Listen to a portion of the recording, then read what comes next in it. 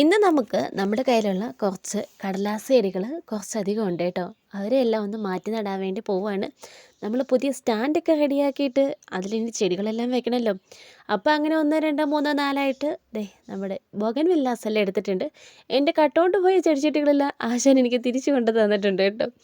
എല്ലാ ആൾ കളിക്കാൻ വേണ്ടി എടുത്തുകൊണ്ടുണ്ട് മുകളിലെ റൂമിൽ കൊണ്ട് വച്ചേക്കുമായിരുന്നു. എല്ലാം തിരിച്ചു തന്നിട്ടുണ്ട്. കുറച്ച് ഓടും കഷ്ണം ഇട്ടു, മണ്ണും ചാണകപ്പൊടിയും കൂടെ മിക്സ് ചെയ്തതും കൂടെ നമ്മുടെ പോട്ടിലേക്ക് ഇട്ട് കൊടുത്തു. ഇതുപോലെ വലിയ കവറിലാണ് കേട്ടോ എൻ്റെ ബോഗൻ വില്ലാസ് ഇരിക്കുന്നത്. ഇതൊന്നും നമ്മൾ വാങ്ങിയതല്ല, ഞാനിതെല്ലാം കമ്പ് കുത്തി പിടിപ്പിച്ചതാണ് കേട്ടോ. ഇതിപ്പോൾ ഒരു 1.5 വർഷമായ തൈകളാണ്. കഴിഞ്ഞ കൊല്ലം 1 വർഷമായപ്പോഴത്തേക്കെല്ലാം പൂവുണ്ടായിരുന്നു കേട്ടോ. ഇങ്ങനെ കഷ്ടപ്പെട്ടെടുക്കാതെ ആ ഗ്രോ ബാഗ് അങ്ങ് കീറിയെടുത്താൽ പോരെ എന്ന് നിങ്ങൾ ഓർക്കൂട്ടോ. ഈ ഗ്രോ ബാഗ് ഇങ്ങനെ മുറിച്ച് കളയാതെ എടുക്കുന്നതിന് ഉദ്ദേശം വേറെയുണ്ട്. കുറച്ച് പച്ചക്കറി തൈകൾ നടാറാകുമ്പോഴത്തേക്ക് ഈ ഗ്രോ ബാഗിന് വലിയ കുഴപ്പമൊന്നുമില്ല കേട്ടോ. അന്നേരം ഇതിൽ നടാലോ എന്ന ഉദ്ദേശത്തിലാണ് കേട്ടോ ഗ്രോ ബാഗ് നമ്മൾ വെറുതെ കട്ട് ചെയ്ത് കളയാതെ ഇതുപോലെയൊന്ന് എടുത്തത്. നമ്മുടെ ബോഗൻവില്ലയുടെ റൂട്ടഡ് പ്ലാന്റ് വെച്ച് കൊടുത്തു. ബാക്കി മണ്ണും ചാണകപ്പൊടിയും കൂടി ഇട്ട് ഇതുപോലെ നമ്മുടെ പോട്ടെല്ലാം നിറച്ച് കൊടുത്തിട്ടുണ്ട്. ഇനിയും കുറച്ച് ബോഗൻവില്ലാസും കൂടെ എൻ്റെ കയ്യിലുണ്ട് കേട്ടോ.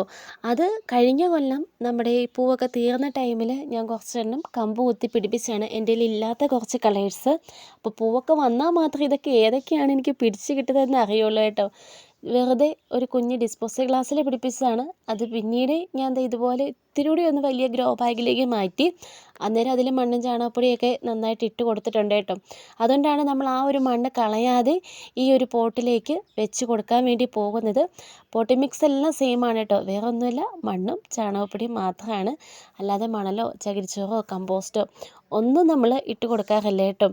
ചാണകപ്പൊടി നമുക്കിവിടെ ഇഷ്ടം പോലെ ഉണ്ട്. അപ്പോൾ ഇത്രയും ബോഗൻവില്ലാസാണ് ഇന്ന് നമ്മൾ മാറ്റി നട്ടത് കേട്ടോ. എന്നല്ല, ഇത്രയേ ഉള്ളൂ കേട്ടോ എൻ്റെ കയ്യിൽ. എന്നിട്ട് ഇതെല്ലാം ഒന്ന് ചെറുതായിട്ടൊന്ന് നനച്ച് കൊടുത്തു. വീണ്ടും നമ്മളിതാ ഉണ്ടാക്കിയ പുതിയ സ്റ്റാൻഡിലേക്ക് നമ്മുടെ ബോഗൻവില്ലാസെല്ലാം ഇതുപോലെ ഒന്ന് അടുക്കി കൊടുത്തിട്ടുണ്ട്. അങ്ങനെ ഇതാണ് നമ്മുടെ ഫൈനൽ ലുക്ക്. നമ്മുടെ ഈ ഒരു സ്റ്റാൻഡ് സ്ട്രോങ് ആണോ എന്ന് പലർക്കും സംശയം ഉണ്ടായിരുന്നു. സ്റ്റാൻഡ് നല്ല സ്ട്രോങ് ആണ് മക്കളെ. അപ്പോൾ സബ്സ്ക്രൈബ് ചെയ്ത് കൂടെ കൂടാൻ മറക്കല്ലേ കേട്ടോ.